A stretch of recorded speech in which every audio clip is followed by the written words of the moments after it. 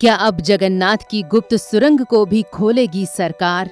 जगन्नाथ मंदिर का चौथा रहस्य, जल्द मिलने वाली है सुरंग। क्या ये खजाना काफी है या चमत्कार अभी बाकी है? दोस्तों, ये बात तो हम सभी जानते हैं कि पुरी में भगवान जगन्नाथ के साथ उनकी बहन सुभद्रा और बड़े भाई बलभद्र विराजमान हैं। 4 धाम में से एक जगन्नाथ की रथ यात्रा न केवल भारत में बल्कि संसार के लगभग हर कोने से निकाली जाती है।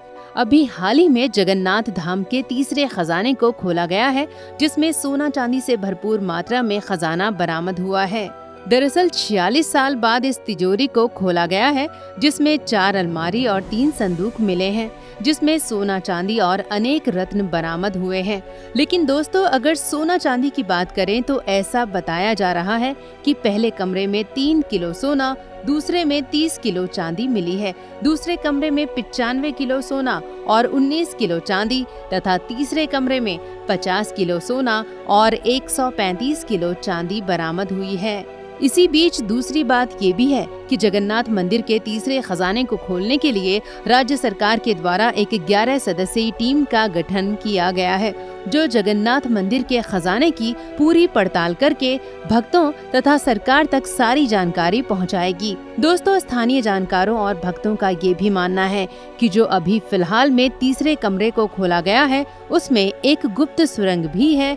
इसमें इतना खजाना है कि अगर 100 ट्रक भी बुलाए जाएं तो खजाना ज्यादा हो जाएगा और ट्रक कम पड़ जाएंगे। हालांकि प्रमाणित तौर पर ऐसी किसी भी सुरंग को नहीं देखा गया है, लेकिन भक्तों और स्थानीय लोगों की इतनी मजबूत टिप्पणी को नजरअंदाज तो नहीं किया जा सकता। दोस्तों, सरकार के द्वारा बनाई गई टीम से इस विषय में पूछा गया तो जैसा कि हमने बताया तो इसका कोई प्रमाण नहीं मिला है। निगरानी समिति के अध्यक्ष और उड़ीसा हाई कोर्ट के पूर्व न्यायाधीश विश्वनाथ रथ ने बताया है कि हम सरकार से और भी अपडेटेड मशीनरी का निवेदन कर रहे हैं और अगर हमें किसी सुरंग के बारे में पता चलता है तो हमारे साथ साथ पूरे भारत को ये खबर मिल जाएगी। दोस्तों, जैसे ही मीडिया में ये बात आई कि जगन्नाथ मंदिर में सुरंग भी है जिसमें इतना खजाना है कि उसको यहाँ से ले जाने के लिए 100 ट्रक भी कम पड़ जाएंगे, तो इस बीच पुरी के राजा और गजपति महाराजा दिव्य सिंह देव ने कहा है कि भारतीय पुरातत्व सर्वेक्षण यानी ASI जांच के लिए आधुनिक तकनीक का इस्तेमाल कर सकता है। दिव्य सिंह देव ने कहा कि ASI कमरे की स्थिति का आकलन करने के लिए लेजर स्कैन जैसे उन्नत उपकरणों का उपयोग कर सकता है।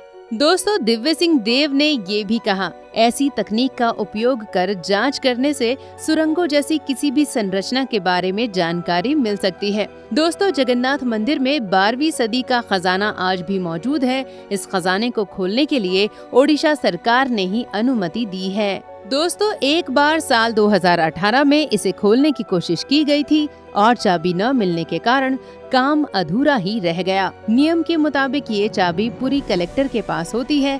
तत्कालीन CM नवीन पटनायक ने इस मामले में जांच करने का आदेश दिया था।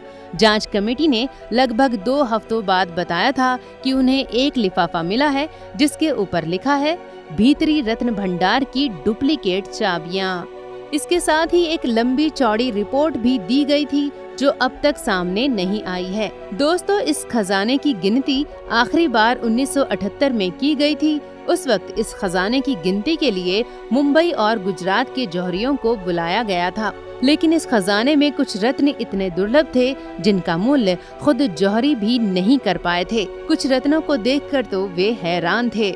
ऐसे में अंदाजा लगाया जा सकता है कि ये खजाना कितना कीमती होगा। तो दोस्तों, जैसा कि हमने बताया कि जगन्नाथ में इतना खजाना है कि उसकी गिनती कर पाना आसान नहीं है।